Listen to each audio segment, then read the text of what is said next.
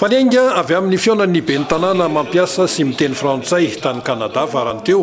izay anisan'ny nivoizana ny antsoina hoe vivre ensemble.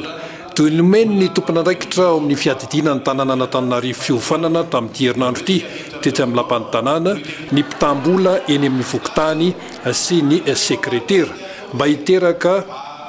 fandrindrana tsara eo amin'ny asan'izy ireo.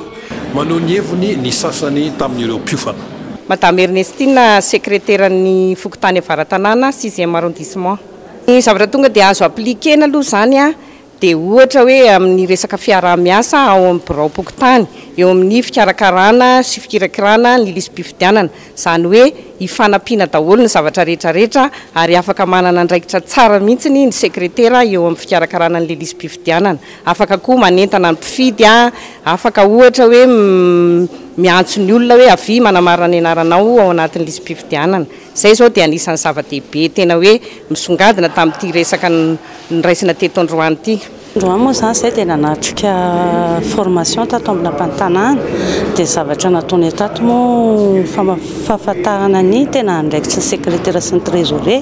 dia tato izay vao tena nafantatra bebe kokoa hoe ny andraikitra ho raisinay, satria androany izay vao nahazo formation hatramin'izay hoe nipetrahany eto amin'ny fokontany, ka dia ny tsara ho maritina moa zany fa mazoto izay ary vonona izahay ny ara-iasa amin'ny lehibe amin'ny fokontany, na dia ny commune urbaine d'Antananarivo ary ny manendry anay dia vonona foana izahay. Raha beson rehetra trésorier amin'ny fokontany Ambatobe, ia sotra betsaka aloha ny fanentanana anay sy ny fandraisana hoe fanomezana formation ahalalana bebe kokoa ny zava-misy eny anivon'ny fokontany sy ny zavatra ndraikitra ho raisinay eo anivon'ny fokontany. Zao zany vao tena hoe mazava aminay ny zavatra hoe raisinay sy ny tsy raisinay amin'ny maha-trésorier sy sekreteranay,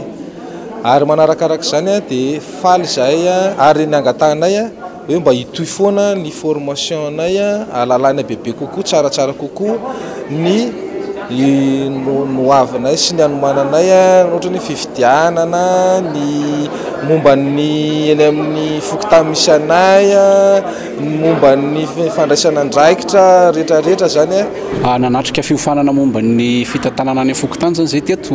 hita zava-dehibe tokoa le izy, satria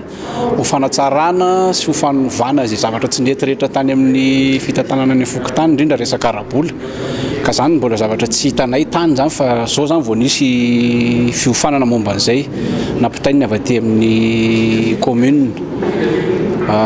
Betsaka no hitanay teto ary betsaka no fitarainana koa nataonay avy any anivon'ny fokontany izay akaiky ny vahoaka indrindrany.